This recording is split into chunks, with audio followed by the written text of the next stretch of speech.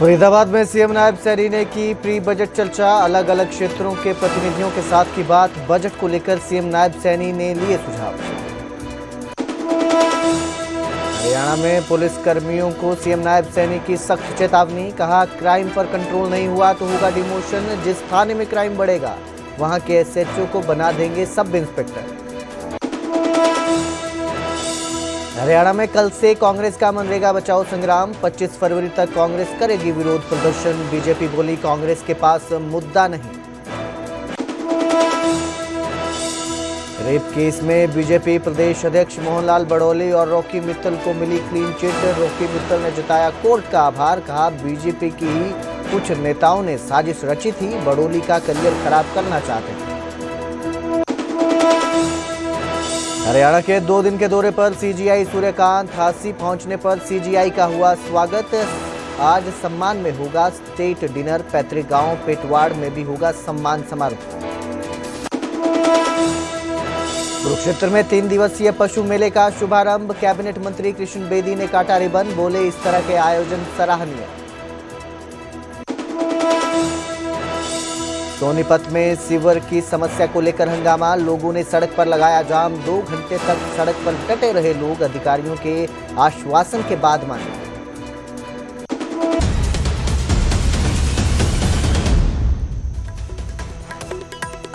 नमस्कार, स्वागत है न्यूज 18 पंजाब हरियाणा में। मैं आपके साथ कुलदीप भारद्वाज। हरियाणा प्राइम की शुरुआत करेंगे मुख्यमंत्री नायब सिंह सैनी के एक बड़े बयान के साथ। क्राइम को कंट्रोल करने को लेकर मुख्यमंत्री नायब सिंह सैनी का यह बयान आया है और उन्होंने पुलिस कर्मियों को एक सीधी चेतावनी दी है। उन्होंने कहा कि अगर क्राइम पर कंट्रोल नहीं हुआ तो डिमोशन कर दिया जाएगा। जहां क्राइम बढ़ेगा वहां के एसएचओ का डिमोशन होगा। मुख्यमंत्री नायब सिंह सैनी ने यह खुद कहा है। उन्होंने कहा कि एसएचओ का डिमोशन कर उसे सब इंस्पेक्टर बना दिया जाएगा। तो क्राइम पर नकेल कसने के लिए सख्त नजर आ रहे हैं मुख्यमंत्री नायब सिंह सैनी और सीधा उन्होंने पुलिसकर्मियों को चेतावनी दे दी है कि अगर अपराध पर लगाम नहीं कसी जाती है तो सीधा एक्शन होगा, कार्रवाई होगी अधिकारियों पर और डिमोशन कर दिया जाएगा।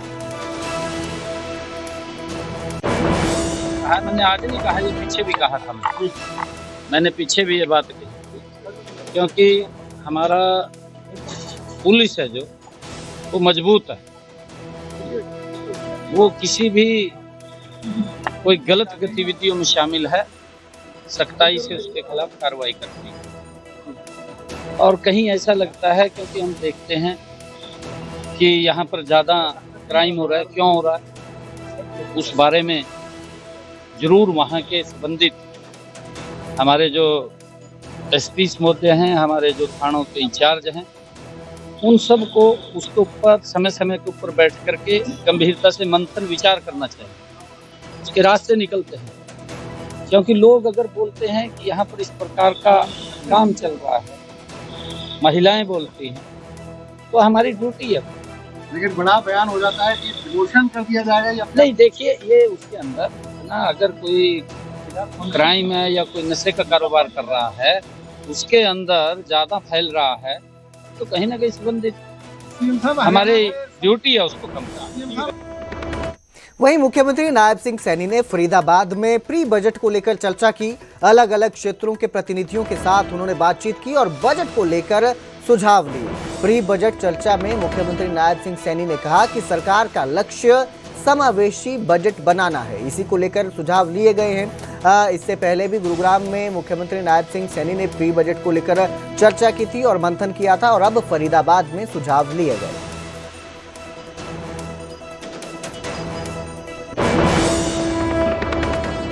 हरियाणा को विकसित हरियाणा बनाने का संकल्प मिलकर के लें। आने वाले समय के अंदर ये हरियाणा, ये विकसित हरियाणा हो, उसको लेकर के हम बजट पूर्व परामर्श में यहाँ एकत्र आए हैं।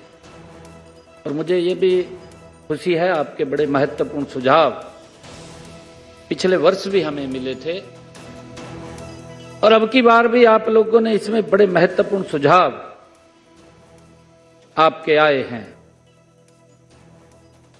मुझे ये भी खुशी है कि गत 30 जनवरी 2025 को हम फरीदाबाद में आप सभी के साथ बजट 2025-26 को लेकर के हमने विस्तृत आपसे चर्चा विचार विमर्श किया था। उस बैठक में औद्योगिक क्षेत्र से लेकर विभिन्न मुद्दों के ऊपर हमने चर्चा की थी। आपके सुझाव आए थे। 226 हमें इस क्षेत्र के अंदर, जैसा बताया भी गया है, 226 हमें आपके बहुउपयोगी सुझाव, व्यवहारिक और दूरदर्शी सुझाव हमें प्राप्त हुए थे। और साथियों, मुझे खुशी है बताते हुए कि हमने उनमें से आपके जो 226 सुझाव आए थे, 71 सुझावों को हमने अपने बजट के अंदर शामिल किया है, जिसकी चर्चा भी आप लोगों ने की है। आपने उसको बताया भी है, उसको हमने हिस्सा बनाया है इस बजट का, क्योंकि उसमें जो आपकी तरफ से सुझाव आते हैं वो एक शार्पनेस, और मैंने शायद पिछले बार भी यही फरीदाबाद के अंदर एक शब्द कहा था, मुझे ध्यान में आ रहा है, कि सरकार और उद्योग ये दो रास्ते नहीं है। सरकार और उद्योग ये दो रास्ते नहीं है, ये दो पहिए हैं जो भारत को, हरियाणा को विकसित हरियाणा और विकसित भारत की तरफ गति से ले जाने का काम कर रहे हैं। उसमें आप लोगों का सहयोग और सरकार का सहयोग इकट्ठे मिलकर के हम उसके ऊपर काम कर रहे हैं। साथियों, हमने इन सुझावों पर लगभग, मुझे बताते हुए खुशी भी है कि हमने 10,000 करोड़ रुपए का प्रावधान किया गया है। इस पूरी राशि का उपयोग किया जा चुका है। साथियों, कहते भी हैं कि नींव मजबूत हो तो इमारत अपने आप ऊंची बनती है। साथियों, आपके सुझावों ने उस नींव को मजबूत किया है। मुझे खुशी है आपके जो सुझाव आए हैं, और इन्हीं सुझावों के आधार पर हमने जो अभी चर्चा भी की थी, अनधिकृत कॉलोनियों का नियमितकरण और औद्योगिक क्षेत्रों में भूमि आवंटन की प्रक्रियाओं का सरल बनाना, और साथियों, नए इंक्यूबेशन सेंटर्स की स्थापना करना, टेक्सटाइल नीति का विस्तार करना। साथियों, पद्म नीति के अंतर्गत परियोजनाओं को स्वीकृत करना, ये जीरो वेस्ट और जीरो वाटर वेस्टेज की दिशा में औद्योगिक क्षेत्रों में ईटीपी प्लांट्स की स्थापना जैसे अनेक महत्वपूर्ण और दूरगामी ये निर्णय लिए गए हैं। हरियाणा में मनरेगा के नाम बदले जाने को लेकर अब घमासान छिड़ने वाला है। जहां एक तरफ कांग्रेस 10 जनवरी से मनरेगा बचाओ संग्राम की शुरुआत करने जा रही है, वहीं दूसरी तरफ बीजेपी की ओर से इसको लेकर अब कांग्रेस पर खूब पलटवार किया जा रहा है।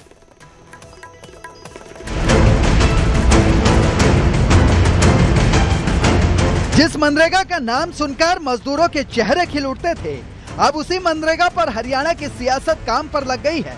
केंद्र सरकार ने जब मनरेगा का नाम बदलकर विकसित भारत जीरामजी किया, तो कांग्रेस ने मनरेगा बचाओ संग्राम का ऐलान कर दिया। अब इसी संग्राम की शुरुआत हरियाणा में भी 10 जनवरी से कांग्रेस की शुरुआत से पहले ही बीजेपी ने कांग्रेस को घेरना शुरू कर दिया। तो आगे तो ये मतलब ये नाम का सवाल नहीं है, ये तो जो ले क्या है, ये स्कीम बदल करने का एक कदम है। केंद्र सरकार इसको खत्म करना चाहती है, और ये जो इसी वास्ते पार्टी ने जो कार्यक्रम दिया है, जो अध्यक्ष जी ने बताया, पूरे देशव्यापी ये कार्यक्रम चलेगा। जिस तरह 3 कानून किसान के लेके आए थे और लोगों ने मजबूर किया वापस लेने का, इसी प्रकार से ये हम इस सरकार को मजबूर करेंगे। विपक्ष ने एक भ्रम और झूठ फैलाने की कोशिश की जा रही है। हमारे जो मनरेगा के श्रमिक हैं, क्योंकि कांग्रेस झूठ फैलाने में तो माहिर है। जब कोई कहने के लिए कुछ नहीं मिलता, अगर किसी योजना में सुधार किया जाता है, उस सुधार की भी कांग्रेस यूपीए को तकलीफ होती है। मनरेगा बचाओ संग्राम का आगाज कांग्रेस 10 जनवरी से करेगी। इसके बाद 11 जनवरी को एक दिन का उपवास रखा जाएगा। फिर 12 जनवरी से 29 जनवरी तक पंचायत स्तर पर विरोध प्रदर्शन होंगे। 30 जनवरी को वार्ड स्तर पर धरना दिया जाएगा। इसके बाद 31 जनवरी से 6 फरवरी तक जिला स्तर पर कांग्रेस धरना प्रदर्शन करेगी। 7 फरवरी से 15 फरवरी तक विधानसभा का घेराव करने की योजना बनाई गई है और 16 से 25 फरवरी तक मनरेगा बचाओ रैली होगी। पूरे 45 दिन तक हरियाणा कांग्रेस मनरेगा के नाम पर अपनी सियासत को काम पर लगाएगी और सरकार को घेरने में कोई कोर कसर नहीं छोड़ेगी। लेकिन बीजेपी भी कांग्रेस के इस संग्राम के खिलाफ विकसित भारत जी राम जी को लेकर जागरूकता अभियान चलाए हुए है। साथ ही बीजेपी का दावा है कि कांग्रेस का प्रदर्शन उसे और ज्यादा कमजोर बना देगा। बीबी राम जी इस मूल सिद्धांत पर आधारित है कि रोजगार और विकास अलग अलग नहीं देखा जा सकता। जहाँ पर रोजगार होगा तो वहाँ पर समुचित विकास भी गांव का होना चाहिए। ये उस सिद्धांत पर लागू है। ग्रामीण परिवारों को दीर्घकालिक आजीविका सुरक्षा देना, टिकाऊ और उच्च गुणवत्ता वाली ग्रामीण एसेट्स का निर्माण करना कि उनको आजीविका के साथ साथ गांव की कोई एसेट क्रिएट हो, गांव का कोई डेवलपमेंट, कोई विकास का खाका खींचे। देखिए, अभी हम गांव में जाते हैं, किसी से मिलते हैं तो क्या कहते हैं, जय राम जी की, राम राम जी। अभी इसमें बरकत है। आप भी पहली बात जब शुरू करोगे तो किसके नाम ले से शुरू करते हो? राम राम। अब राम राम के नाम से कांग्रेस को तो एलर्जी है। अब जैसे पहले राम सेतु की बात आई थी, भाई राम सेतु तो है ही नहीं, राम है ही नहीं।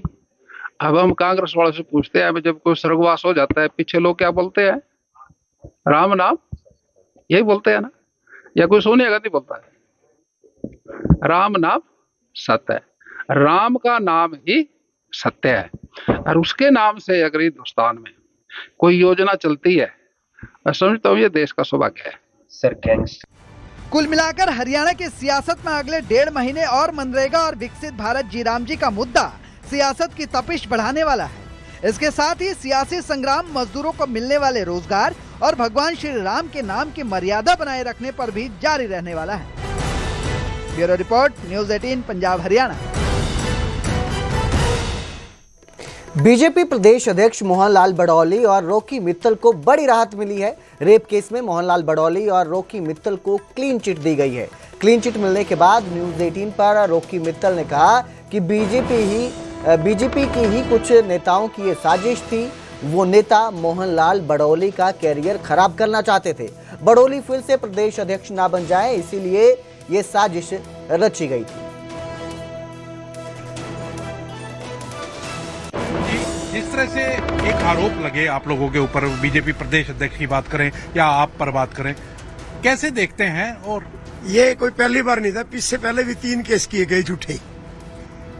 ये लोग पानी के पेट्रोल बनाना चाहते थे, पानी में पकोड़े तलना चाहते थे और झूठ का पुलिंदा बनाकर मोहनलाल बडौली की कुर्सी खाना चाहते थे, मुझे बदनाम करना चाहते थे। इन लोगों का प्रयास जब से है, जब से मैंने मोदी जी के गाने गाए। एक नेता की मनसा रहती थी कि मैं मोदी भक्त ना लिखूं, कि मैं उसका भक्त बन जाऊं, जो मुझे बिल्कुल भी स्वीकार नहीं था। ये बिल्कुल तथ्यों से आधारहीन था। पहले कोर्ट के अंदर पुलिस ने जब इन्वेस्टिगेशन की, जितने भी स्थायी ठाई लोगों से पूछताछ की, सबने हमारे पॉजिटिव बयान दिए कि ऐसा कुछ था ही नहीं। जब पुलिस ने इसको कैंसिल कर दिया, कोर्ट ने भी कैंसिल कर दिया, तो ये री इन्वेस्टिगेशन के लिए फिर कोर्ट चले गए, सेशन कोर्ट। उन्होंने फिर नीचे भेज दिया तो अब फिर इनको डिसमिस कर दिया इसको। तो ये तो एक ये था कि यार इसकी कुर्सी को खाना है आज, नहीं तो कल इसको हटा देंगे। और यकीन करो 8 तारीख पे पूरे देश की निगाहें थी भाई, यदि 8 तारीख को री इन्वेस्टिगेशन हो जाती है तो बड़ौली जी का पत्ता साफ कर देंगे। इन लोगों की ये मनसा थी, लेकिन उनकी मनसा धरी की धरी रह गई, सच्चाई की जीत हुई। मैं तो बधाई दूंगा हिमाचल पुलिस को भी, हिमाचल की जुडिशरी को भी और हिमाचल सरकार को भी, जिसने इसमें इंटरफेयर नहीं किया कांग्रेस की सरकार होते हुए। क्या लगता है कौन ऐसे लोग थे जो आप लोगों के पीछे लगे हुए हैं, मोहनलाल बडोली के पीछे लगे हुए हैं? काफी बीजेपी के कदावर नेता हैं, 1-2 कांग्रेस का नेता भी है। एक मिली जुली प्रक्रिया थी इन लोगों को डुबोने की, कि इनको डुबो दो ताकि हमारा कोई चेता प्रदेश अध्यक्ष बन जाए। रोड़ा तो कुर्सी का था, जो मुझे नहीं लगता वो कहते हैं ना, लोमड़ी कहती थी कि अंगूर खट्टे हैं, कुछ नहीं मिला। अब इनके नाम के तो शायद अंगूर खट्टे हैं। तो ये कितना भी प्रयास कर लो, ये झूठ का पुलिंदा ज्यादा देर नहीं चल सकता। कई नेता मुझे डुबोते डुबोते खुद डूब गई। मैं तो काली माता का भक्त हूँ। अरे आपको पता, जब भी मैं लाल कोट डालता हूँ तभी डालता हूँ जब कोई फतेह हो जाती है। ये कितना भी कुछ कर ले भाई, ये अपने आप डूब जाएंगे। मैं तो कहता हूँ कि भगवान का नाम लो, यमराज को भी जाके जवाब देना है, तुमने पापियो, तुम हमेशा लोगों को डुबोने में लगे रहोगे, कितनों की दुकान बंद करोगी। हरियाणा के अंदर बहुत जितने कदावर नेता थे 13-14 के अंदर, आज कहाँ है? कहीं नहीं है। वो एक एक करके सब घर बैठा दिए। उन लोगों को भी समझना पड़ेगा जो आपसे में लड़ लड़ के मरना चाहते हैं कि इकट्ठे हो जाओ, वरना एक एक करके जो बच्चे कुछ है वो भी खत्म हो जाएंगे। रॉकी मित्तल नाम लेने से कभी हिचकते नहीं है, ऐसे नाम क्यों नहीं लेके बताते कि वो लोग लगे हुए थे? आप तो कभी हिचकते नहीं, अपनी बात बेबाकी से कहते हैं। जिन लोगों ने मोदी जी के सामने मेरी नेगेटिविटीज करी कि मैं तो जी बलात्कारी हूँ, मैंने गैंग रेप कर दिया, ये कर दिया, वो कर दिया, इनका प्रयास काफी सालों से चल रहा था। लेकिन अब जाके मैं कल परसों उनको लेटर लिखूंगा कि देखो जी, दूध का दूध पानी का पानी हो गया। और वो सारे लोगों की राजनीति जो मनसा थी मुझे बदनाम करके आपसे दूर करने की, वो जग जाहिर हो गई। और नाम लेने से मैं कभी नहीं हिचकिचाता। 1-2 दिन और रुको, कुछ लोगों के नाम आने बाकी है। पदों पे रहे हैं वो लोग, पदों पे बड़े बड़े पदों पे रहे, छोटे मोटे पदों में नहीं रहे। और अब जिक्र करेंगे हांसी का, जहां सीजीआई सूर्यकांत पहुंचे। हांसी पहुंचने पर उनका भव्य स्वागत हुआ। आपको बता दें कि सीजीआई 2 दिन के हरियाणा दौरे पर हैं और इस दौरान वो हांसी पहुंचे, जहां उनका स्वागत किया गया। सूर्यकांत का सीजीआई बनने के बाद पहली बार वो अपने गांव भी आ रहे हैं, पेटवाड़, वहां भी वो जाएंगे, वहां का भी दौरा रहेगा और इसके साथ ही स्टेट डिनर का भी आयोजन किया गया है।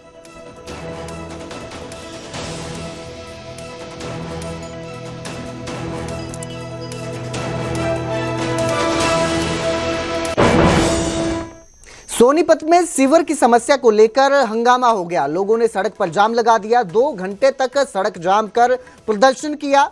अधिकारियों के आश्वासन के बाद ये जाम खोला गया। सोनीपत की एक खबर है, जहां पर सीवर की समस्या को लेकर लोग इतने परेशान हो गए थे कि उन्होंने सड़क पर जाम लगा दिया और 2 घंटे तक प्रदर्शन करते रहे। प्रदर्शन को देखते हुए मौके पर अधिकारी पहुंचे और अधिकारियों ने आश्वासन दिया कि समस्या को जल्द सॉल्व किया जाएगा, सॉल्यूशन निकाला जाएगा इस समस्या का। जिनके बाद ये जो आश्वासन दिया गया अधिकारियों का, तो लोग माने और जाम खोला गया। अब तक पानी नहीं आ गया। मैं कईयों से समस्या अपनी बता चुके हैं। हम वहाँ भी आगे भी जा गए थे, निखिल मैदान के पास भी, पवार के पास भी, कोई भी सुनाई करता हमारी। हम ऐसे दुखी हैं बहुत। हमारी बहन बेटी है जवान, बाहर घूमने के लिए जाती हैं कि कितनी खारा पानी है, हम पी के बीमार तक पड़ जाते हैं। यहाँ कोई हम निगम में होने के बावजूद भी आज तक हमें सीवर पानी की सुविधा नहीं दी जा रही। हमने कमिश्नर से लेकर सीएम तक ज्ञापन दे चुके हैं, लेकिन हमारी कोई सुनवाई नहीं। कौन सी कॉलोनी है आपकी? रेड रोज स्कूल कॉलोनी, जो कि निगम में अप्रूव्ड है। कब से पानी नहीं आ रहा? ये कभी से नहीं है जी, ना पानी है ना सीवर है। हमारी बहन बेटियाँ आज भी खुले में शौचालय जाती हैं निगम में होने के बावजूद भी। हम लोगों की ये समस्या बहुत बड़ी है। हमें शर्म आने लगी कि हमारी बहन बेटियाँ खुले में जाती हैं। रूम द्वारा हमारे को सूचना मिली थी कि गड्डी इसमें देवीलाल कॉलोनी के आगे गुवाना मलाना रोड जाम कर दिया है।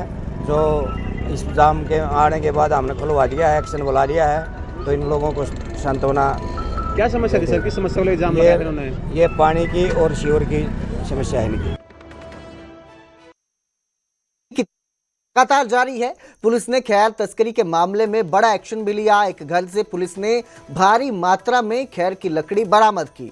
5 लोगों के खिलाफ कई धाराओं में केस दर्ज किया गया है, लेकिन बावजूद इसके इलाके में आए दिन खैर की लकड़ी की तस्करी के मामले सामने आते रहते हैं। बड़ा एक्शन फिलहाल अभी ये देखने को मिला है। 5 लोगों के खिलाफ कई धाराओं में केस दर्ज किया गया है।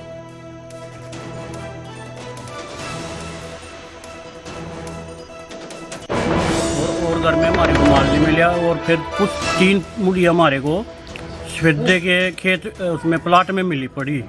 अच्छा, तो देखिए आपको जैसा पता है यहाँ पे जंगल में खैर चोरी के मामले अक्सर काफ़ी बड़े हुए हैं और इसकी शिकायत ऊपर उच्च अधिकारीगणों के पास गई हुई है। उस बारे में उच्च अधिकारीगण के निर्देशानुसार चिक्कड़ गाँव में और जो आगे जंगल में है वहाँ भी आज तरह से अभियान चलाया गया, फोर्स बुला कर दी और उसके बारे में ये आगे भी लगातार जारी रहेगा। और इसमें वाइल्ड लाइफ और हमारे फॉरेस्ट के विभाग दोनों के साथ मिलाकर उसमें रखा गया है। उनकी जो नाकाबंदी है वो दुरुस्त कराई गई है और आगे भी उसमें लगातार कंटिन्यू हमारा जारी रहेगा। कुरुक्षेत्र में 3 दिवसीय पशु मेले का शुभारंभ हो गया है। कैबिनेट मंत्री कृष्ण बेदी ने मेले का शुभारंभ किया और इस दौरान उन्होंने पशु मेले को सराहनीय कदम बताया। उन्होंने कहा कि सरकार इसमें पूरा सहयोग कर रही है। तो ये पशु मेला है जिसका आयोजन किया गया है कुरुक्षेत्र में और इसका शुभारंभ किया गया।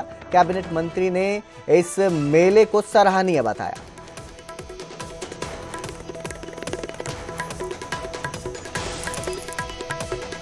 ये एक बहुत बड़ा आयोजन हमारे यहाँ की टीम ने किया। 7वां इवेंट है ये और जिस प्रकार यहाँ पर डेयरी इवेंट्स और डेयरी इंस्ट्रूमेंट और साथ में किसान को मजबूत करने वाले जिस प्रकार की नई नई टेक्नोलॉजी और नई टेक्निक के यंत्र यहाँ पर देखने को मिल रहे हैं और एक पशु मेला भी इन लोगों ने साथ में लगाया है। ये एक बेहतरीन कार्यक्रम यहाँ की टीम ने इन्होंने किया है। मैं अपनी ओर से इनको बहुत बहुत शुभकामनाएं और बधाई देता हूँ और मुख्यमंत्री जी के बिहाफ पर इन लोगों को आश्वस्त करता हूँ कि इस प्रकार के आयोजन को और बढ़ावा देने का काम करे। हरियाणा सरकार आपके साथ हर प्रकार से सहयोग